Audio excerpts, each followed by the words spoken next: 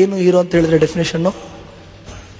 ಯಾರು ಸಿನಿಮಾಗಳಲ್ಲಿ ಲಾಂಗ್ ಹಿಡ್ಕೊಂಡು ಬರ್ತಾನೋ, ಮಚ್ಚು ಹಿಡ್ಕೊಂಡು ಬರ್ತಾನೋ, ಅಥವಾ ಗುಲಾಬಿ ಹಿಡ್ಕೊಂಡು ಬರ್ತಾನೋ, ಬೈಕ್ ಓಡಿಸ್ಕೊಂಡು ಬರ್ತಾನೋ, 10 ಜನಕ್ಕೆ ಒಟ್ಟಿಗೆ ಹೊಡಿತಾನೋ ಅವನು ಹೀರೋ ಅಂತ ನಮ್ಮೆಲ್ಲರ ಕಲ್ಪನೆ. ಆದರೆ ಸ್ನೇಹಿತರೆ, ಹೀರೋ ಅನ್ನೋ ಪದಕ್ಕೆ ಡಿಕ್ಷನರಿಯಲ್ಲಿ ಬೇರೆಯದೇ ಅರ್ಥ ಇದೆ. ನೀವು ಡಿಕ್ಷನರಿ ತೆಗೆದು ನೋಡಿ. ಹೀರೋ ಅಂದರೆ ಅರ್ಥ ಕನ್ನಡದಲ್ಲಿ ನಟ ಅಲ್ಲ. ನಟ ಅನ್ನೋದಕ್ಕೆ ಆಕ್ಟರ್ ಅಂತ ಕರೀತಾರೆ, ನಟಿ ಅನ್ನೋದಕ್ಕೆ ಆಕ್ಟ್ರೆಸ್ ಅಂತ ಕರೀತಾರೆ. ಹೀರೋ ಅಂದರೆ ಅರ್ಥ ನಾಯಕ, ಹೀರೋಯಿನ್ ಅಂದರೆ ನಾಯಕಿ ಅಂತ. ನಾವು ಹೀರೋ ಅಂತ ಯಾರನ್ನ ಆರಾಧಿಸ್ತೀವೋ ಅವ್ರ ಥರ ಆಗ್ತೀವಿ.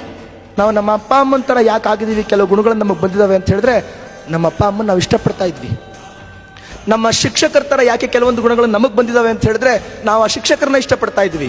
ನಮ್ಮ ಕಣ್ಣೆದುರುಗಡೆ ಸದಾಕಾಲ ಮಚ್ಚು, ಲಾಂಗು, ಗುಲಾಬಿಗಳು ಓಡಾಡ್ತಾ ಇದ್ರೆ, ಬೈಕ್ಗಳು ಓಡಾಡ್ತಾ ಇದ್ರೆ, ಅವ್ರನ್ನ ಹೀರೋ ಅಂತ ಪ್ರತಿಬಿಂಬಿಸ್ತಾ ಇದ್ರೆ, ಅವರ ಆರಾಧನಾ ಪ್ರವೃತ್ತಿ ನಮ್ಮ ಮನಸ್ಸಿನೊಳಗಡೆ ಬೆಳೀತಾ ಇದ್ರೆ, ನಾವು ಅವ್ರೇನು ಕೆಟ್ಟ ಕೆಲಸಗಳನ್ನ ಸಿನಿಮಾದಲ್ಲಿ ಮಾಡ್ತಾ ಇದ್ದಾರೋ ಅದೇ ಥರ ಆಗ್ಬಿಡ್ತೀವಿ. ಸಹಜ.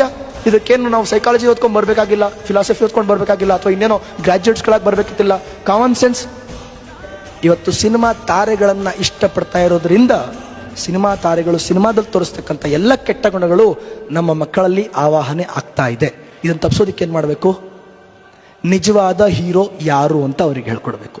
ಯಾರು ನಾಯಕ ಅಂದರೆ ಯಾರು ದೇಶಕ್ಕೋಸ್ಕರ, ಯಾರು ಧರ್ಮಕ್ಕೋಸ್ಕರ, ಯಾರು ಸಮಾಜಕ್ಕೋಸ್ಕರ, ಯಾರು ಇನ್ನೊಬ್ಬರಿಗೋಸ್ಕರ, ಯಾರು ತಮ್ಮೂರಿಗೋಸ್ಕರ, ತನ್ನ ಜನರಿಗೋಸ್ಕರ ಪ್ರಾಣ ಕೊಟ್ಟಿರ್ತಾನೋ, ಯಾರು ದೇಶಕ್ಕೋಸ್ಕರ ಮರುಗುತ್ತಾನೋ, ಯಾರು ದೇಶಕ್ಕೋಸ್ಕರ ಕಣ್ಣೀರಿಡ್ತಾನೋ, ಯಾರು ದೇಶಕ್ಕೋಸ್ಕರ ತನ್ನ ಜೀವನವನ್ನು ಸಮರ್ಪಿಸ್ತಾನೋ, ಯಾರು ದೇಶಕ್ಕೋಸ್ಕರ ತನ್ನ ಸಮಯವನ್ನು ಮೀಸಲಿಡ್ತಾನೋ ಅಂಥವನನ್ನ ಹೀರೋ ಅಂತ ಕರೀಬೇಕಾಗತ್ತೆ.